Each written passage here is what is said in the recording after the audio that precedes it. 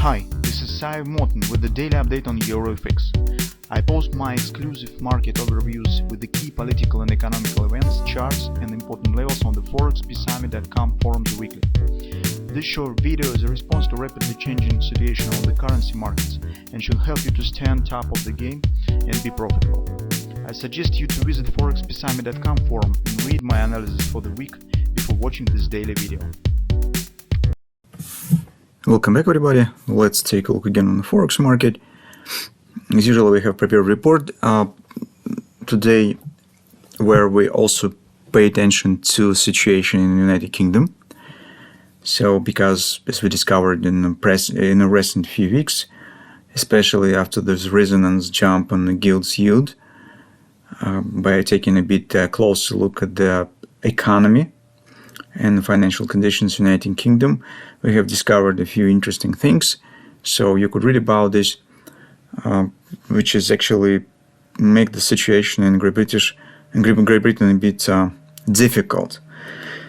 Inflationary expectations are rising, but with a very high level of the debt and lack of the reserves compared to the United States, for example. The United Kingdom government has no really big space for maneuver. And although high inflationary expectations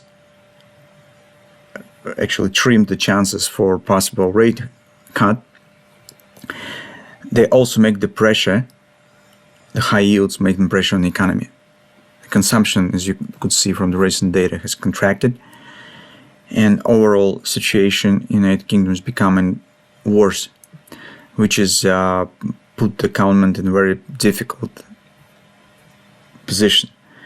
It means that although it might be some parity in expected rate policy of the Fed and the Bank of England, the real divergence in economic conditions still hold. That's why we think that cable could keep going lower in row with the euro currency. In the euro is a bit different situation. They may be not as big problems with the debt and inflation, but they have other problems with the economic conditions and the big difference with the rate policy. So where in euro, actually investors expecting 4 rate cuts this year. So all the stuff we have discussed, and final moment is dedicated to the United States. Some important things we will consider tomorrow in the gold report, because they have more relation to the policy and the problems of the safety, which is we consider usually in the gold reports. They have direct relation to the gold market. But overall view on the situation with the budget lead us to some interesting conclusions in the United States. So while the situation might remain stable in the nearest 2-3 months until the spring, in the second half of the year, everything could start changing pretty fast. So that's about the longer term view. In the shorter term, as we said, in the nearest few months, we do not have any reasons to change our plan on the euro currency. So we keep our 90 even area below the parity intact, this target. By looking at the short-term perspective, on a longer time frames, we do not have any changes. So that's why I keep monthly and weekly analysis mostly the same, because we just is coming out on the holidays, and it's actually no changes in the big picture on the long-term charts. In shorter term, the strategy is pretty simple. So we already talked about this many times. Since one or two areas very strong long-term support on the monthly weekly chart, it is natural to suggest reaction on this support. And our major task here is to catch this reaction and trying to not be hurt by some false reaction or initial reaction that will fail later. So minimize this potential risk. That's what our business stands around. And currently on the daily chart, we see the first reaction that potentially might be the one that we are searching for. At least for now, on the daily chart, we do not see any reasons of the failure of this. Bullish pattern stands in place. Market shows natural pullback, absolutely normal. And currently we're coming to the point where we have to make the decision on a possible position taken first, and second, the same level will be kind of the vital for this potential bounce, but for this particular bounce.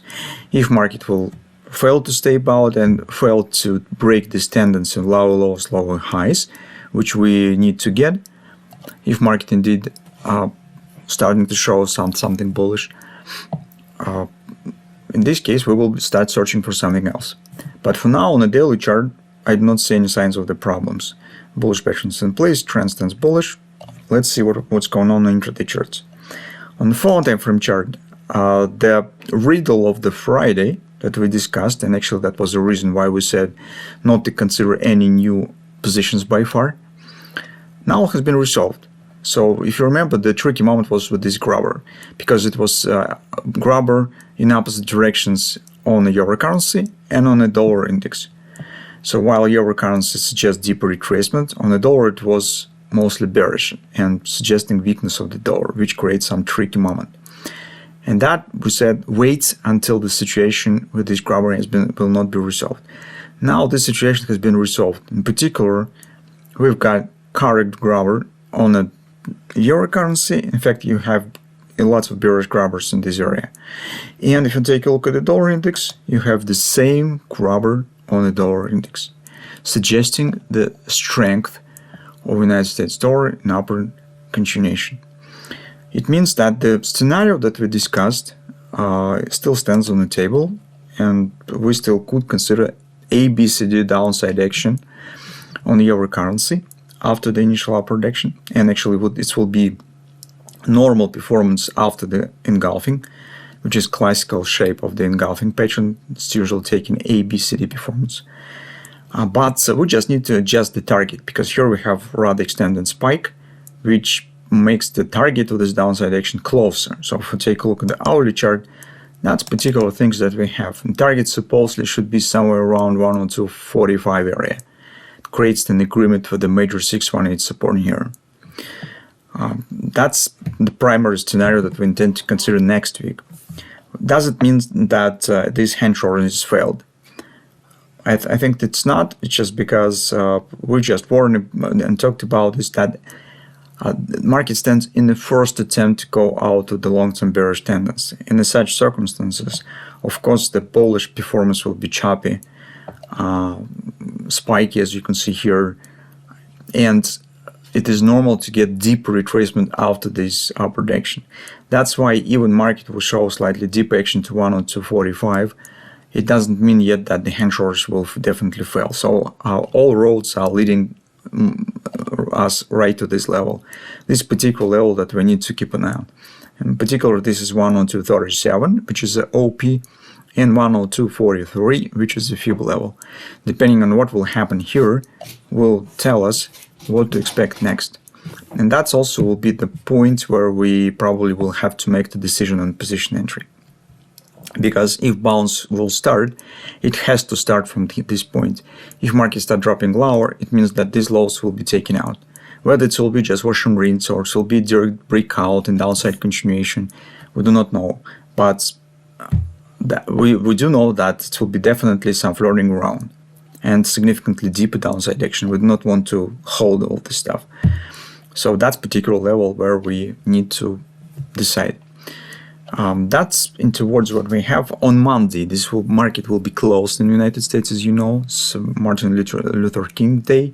It's also inauguration on the Donald Trump. So more or less activity probably will return back only on Tuesday.